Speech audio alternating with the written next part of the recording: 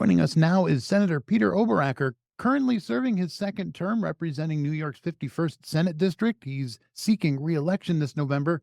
Oberacker was first elected in 2020 amid the global pandemic, and he previously held roles on the Otsego County Board of Representatives, where he chaired the Public Works Committee, served as vice chair of the Administration Committee, and was involved in human services, negotiations, and intergovernmental affairs.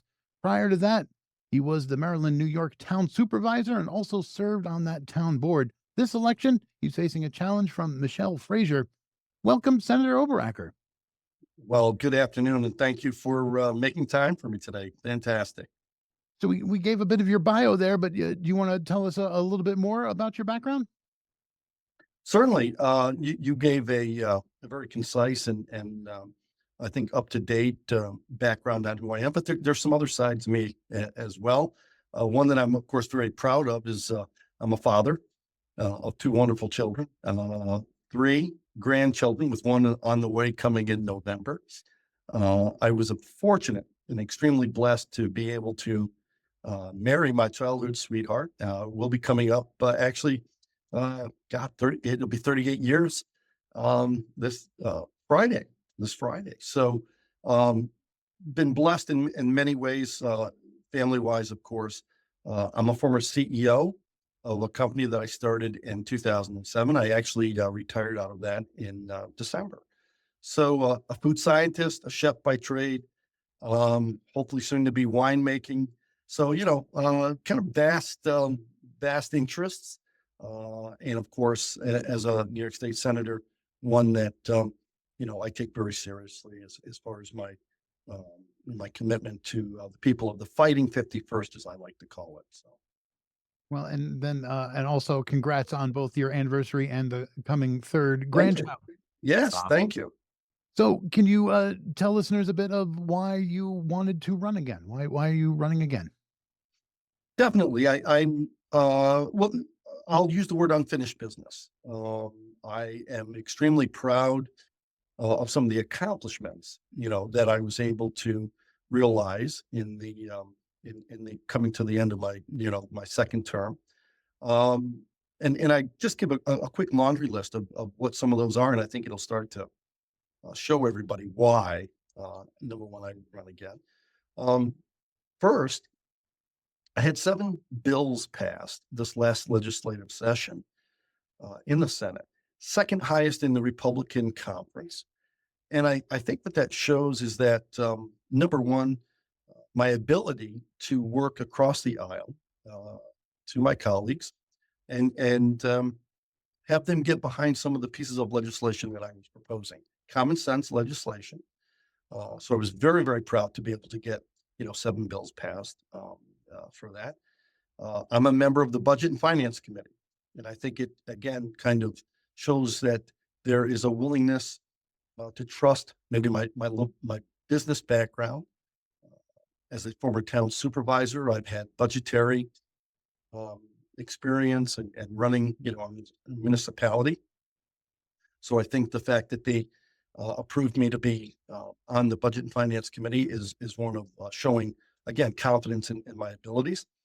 I'm the ranking member on the Alcoholism and Substance Use Disorder, and I think we'll get into further discussions about that and how that comes into play, especially, in Sullivan County. I'm the ranker on transportation. Again, we have some interesting transportation, I think, issues coming up, not only in Sullivan County, but in overall my 51st Senate district. I'm a member of the Ag Committee. I'm a member of the Education Committee and Higher Ed. And I'm also on the Labor Committee. So you start to look at, I think, the vastness of my committee assignments and what that gives me. I'm dealing with a lot of interesting issues, some again that I want to see come forward, and to be able to do that, I need to be reelected, and hence I'm running.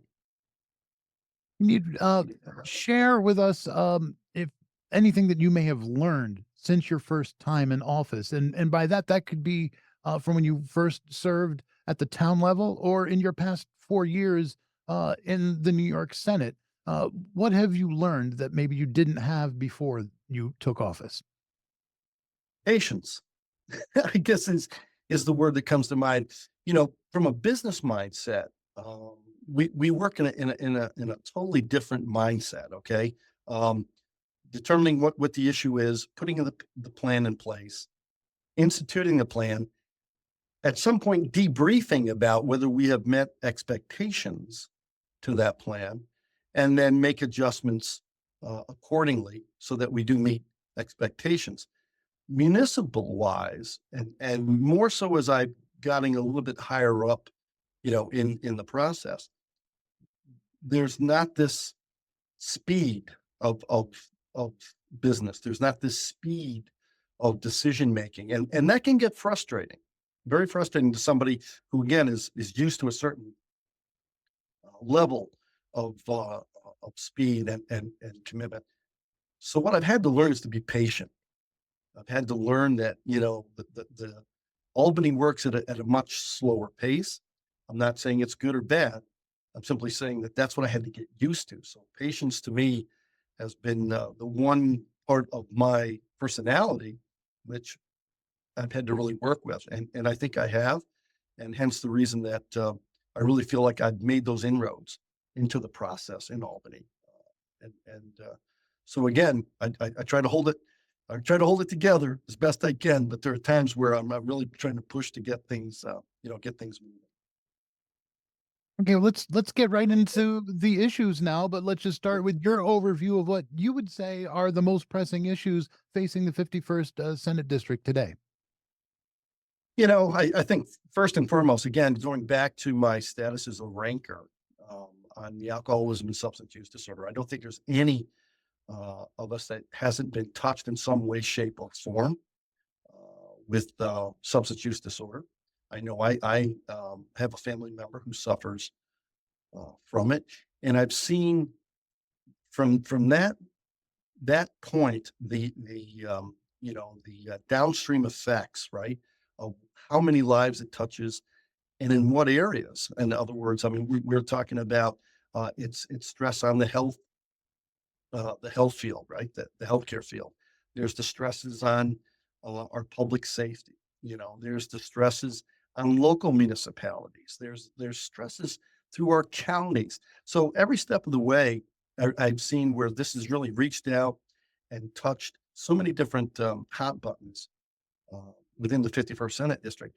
So first and foremost, for me, again, maybe having a little bit more personal experience with it with a family member, it is substance use disorder as far as number one. Number two, there is the housing issues, and we know that that's posing questions and concerns, and where that kind of fits into with substance use disorder. I mean, we find unfortunately a lot of our populace are homeless, and how do we address uh, more viable, safe, and convenient housing for individuals within the 51st Senate District? And how do we put the plan in place? How do we systematically, in a common sense form, put together, which I think we can do, our issues when it comes to making more housing available and affordable? So there's that. Um, the other part of where I am is when I was a former ranker on internet and technologies. I don't have broadband at my home, and today we're being asked to do so much more online from health issues, signing up for an appointment, signing up anything county wise, looking at permits that you can draw for. If you don't have access to the internet today, it is akin, in my opinion, uh, to being without electric. In all honesty. So those are some key areas right now that I'm looking at focusing in on. I mean, there are many more. I mean, there's agriculture, there's veterans. I'm a big supporter of EMS. Here's another one: EMS and firefighting. Um, we were able to pass EMS as an essential service this last year in the Senate, and it didn't pass in the Assembly. So I'm looking forward to being able to focus in on some of those areas. I think that would have a great and positive effect to the folks I represent in the 51st. And we're going to give you a chance to focus a little more on some of those areas because we've got further questions on those issues. Let's start with housing, which you mentioned, which I think everybody's really acknowledged as a major concern, especially the Mhm. last few years. Housing affordability is a major concern. So, how would you address the housing crisis in your district? Well, like with building a house, you have to have a good foundation. And the foundation for the overall umbrella of the housing issue is water, uh, is sewer, and is energy. I mean, those are key components to putting any housing plan into a viable plan for making it successful. And I mean, we all know there's issues with water down in Sullivan County, the having enough of it, right? Having updated lines, sewer. You can't have anything that if you don't have the capacity to process sewage coming out. And then, of course, energy wise, both electric and otherwise. So my plan would be to focus in on those areas, ensuring up those very important um, grid areas, if you will, right? And and then from that point, I think it starts to lead us down the path for viable housing and affordable housing as well. Um, Other areas, of course, there's some zoning and codes and things of that nature. But really, without that foundation, I think we're just really spinning our wheels when it comes to the overall question of housing and making it successful. The next issue we want to ask about is the environment. But I often, when we talk about this with candidates, one of the things I point out for our listening area is, the two major industries in our area are tourism and Yep. agriculture, which in different ways really rely on the environment. And then there's people who just have environmental concerns. So, what are your policies to protect and improve environmental quality and protection in the 51st district? And again, you've hit on it, so eloquently. So let's start like with the agriculture side of things. I don't think we can ask for better stewards of our environment than our local, and I'll use the word agricultural warriors, that are out there. Our farmers, those that are growing. Believe it or not, I mean, I'm also kind of within there. I'm growing grapes, and my son and daughter-in-law are dairy farmers, actually, in one of the neighboring counties that I don't represent. So number one, I'm plugged in and I understand the challenges sometimes that we in Albany also put on our agricultural folks, and how I won't say difficult, but I'll use the word challenging it becomes for them um, to adhere to some of the policies that we put forth. Um, it almost is almost like we haven't immersed ourselves to fully understand what those challenges are. I would rather see us educate ourselves on what those true challenges are, and a lot of that is simply just making it viable and affordable and profitable for our agricultural farmers out there to stay within there. Because then what happens if they go out? Then we have land that is left over. It's out of production. COVID taught us, if nothing else, we need to be self sufficient when it comes to our food production. So very very concerned with not only maintaining but making it viable again to get back into farming. Um, and then, from the tourism side, I can't think of a more beautiful spot than the Catskills, and especially at this time of the year, right? The colors. Um, I don't know if we promote it enough. I really don't. I know we have a lot of we have a lot of areas that talk about it, but one of the things that I've been kind of working on is trying to work on a um, green energy um, empowered rail from Port Jervis up the western parts of Sullivan County to try to bring folks from downstate here, okay, into the jewel of the Catskills. I think the more people that we could get, this is a green hydrogen conceptual wise now, green hydrogen fired rail system to bring folks from the city up into the Catskills. And I think what it'll do, of course, it would boost tourism, which again directly affects, economic development and all the services, the cottage industries that could be, spurned from that. So when it comes to tourism, we've got a lot of things going for us. Don't get us wrong. But one of the ones that I've focused in on is a green energy powered locomotive passenger rail service from Port Jervis. Actually, all the way up to Binghamton, New York is conceptualized where it is right now, and it is starting, believe it or not, to gain some traction. So hopefully more updates to follow on that. But I think that could be a huge boost to both the bringing in those that respect and want to share in the beauty of our agriculture and what we have, and also tourism. And do you picture that being like an extension, whether it's a literal partner with MTA, New Jersey Transit, or just a de facto extension of the Port Jervis line? 100% agree. Yes, I mean part of the it's a green hydrogen propelled, I guess would be the way to describe it. And so what we're looking at is it's on two fronts. It's also taking current diesel fired locomotives and retrofitting them to be able to use green hydrogen. So we're reducing carbon footprint, which is a big issue. It's also promoting, I think, some of the green energy initiatives out there. It's maybe say a 200-foot moving billboard, if you will, for that. And I think the concept is sound. I think it would fit right in with those of us that want to protect the environment, protect the green spaces that we have, and in turn bring the folks out, bring them out into the wonderful Catskills. So it hits, I think, some of the hot buttons that we're all concerned about and looking to address. Okay, let's move on to public safety. And we've got a couple of questions along these lines. We'll just start in general. What's your stance on public safety in the justice system and how to improve public safety in this district?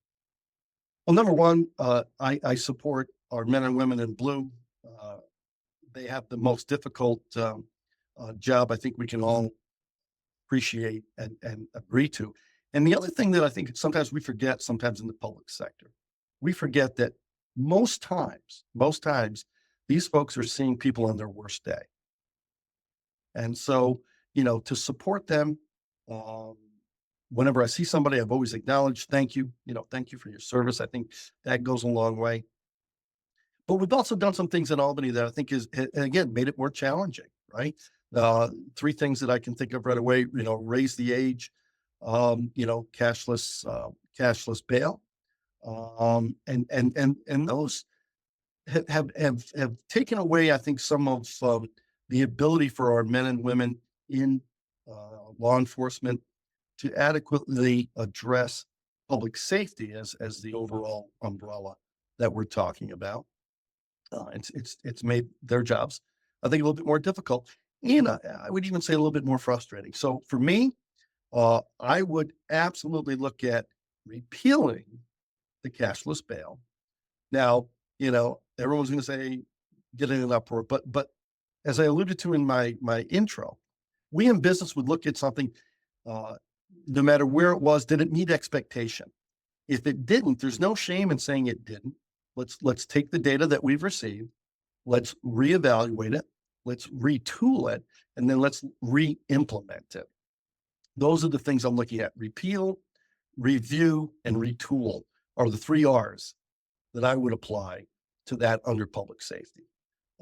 I think all of us feel like that with the events that we've seen lately, both nationally and locally, that a greater focus for allowing our men and women in law enforcement to do their job, everyone benefits.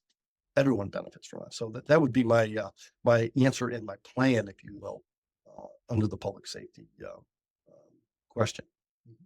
And a little bit more on the bail reform there. So going off of what you're saying, if I'm following this right, like you like what's on the books now to be repealed. Do you have any ideas for what I think the second R was retool, Do you have any Review. It's Yes, review. Do you want to do a right. review before you retool, and that so you can get some Well, specific? I think for me it would be repeal, so that we're all starting back then at say a ground zero, okay, or at the bottom. Then when I say by review, what I would look at, and I would love to get the input from our law enforcement, our judicial um, um, people that are dealing with this day to day. Take what they have seen since we implemented the current version of cashless bail, and then review it, retool it, and then reinstitute it. I think it would really bring in the stakeholders. I really think it would bring the stakeholders, and I think we would have an overall better um, um, law. We would have a better program, and it would address the concerns that were originally brought up as to why cashless bail was promoted and talked about. So there's no shame in it. I think sometimes we in Albany, we're almost afraid to admit that we're human in certain areas and do sometimes not necessarily there were unintended consequences. So I would really love to see us do that, and I would be all in favor of working with my colleagues from across the aisle to do that. Let's look at repealing it. We start back at a ground zero. Let's review it, get our stakeholders' input, and then we can retool it and re-implement it. A lot of R's there, but they all kind of connect one another. Right. Okay, and then the last issue we want to touch on, then we'll have a wrap up question is economic growth. What steps would you take to promote economic growth and job creation in the rural areas of your district? Number one, I would look at trying to let business be a business. And I've said this before, and some people kind of look at it like, what are you talking about? We put a lot of unfunded mandates. We put a lot of stresses and strains on our businesses, and businesses are very adept at making those changes and dealing with it. But there also comes a point where they feel like they're being not necessarily singled out, but just that again, there's that disconnect. You don't really understand what this means to me personally. And so for me, the first thing I do when I meet a business person, not only within the district, but in all of New York, I say thank you. I say thank you for staying here, because they do have a choice. And if we're not creating kind of that environment of not just being singled out, in other words, we are here to help you. We are here to create this foundation again so that you can be successful. If you're successful, ultimately we in Albany are successful. And all the other issues that we can talk about, job creation, workforce development, housing, just getting folks, all of those things will start to weed themselves out. But if we don't have a good, strong economic base, we will not have the answer to the rest of those questions. So mandated, I'd love to see us release some of those mandates, make it more of what I would say a business favorable environment. And we can do that. We can do that. It's really not that difficult. Okay, and finally, before we go, I'd just like you to talk to us and let the listeners know about why you think they should vote for you over your opponent. If I was to sum it up, I would say that the term that I would use is respectful experience. And what I mean by that, I feel as though I have been able to earn the respect of my colleagues from across the aisle in my ability to sometimes, I'll use the word disagree agreeably. And I think we've kind of lost that, in some of some of our interactions um, in um, in politics in general. So I feel as though I've earned it, being on the budget committee, having my input listened to and taken, into account. Um, I'll equate to our EMS getting it passed. I was carrying legislation for EMS as an essential service. I was not going to be able to bring it across the finish line. I reached out to a colleague from across the aisle, and it was Chairwoman Mayer. She was heading up. She chairs our education, and she was able to bring it across. And so sometimes you have to work in those areas for the betterment of everybody. And I feel like I bring that. I feel like I've been able to again, project that. 7 bills passed, second most in the conference. I do support that, of course, public safety. And also one of my campaign promises when I ran first was to have a point of presence in Sullivan. So we have our Liberty office.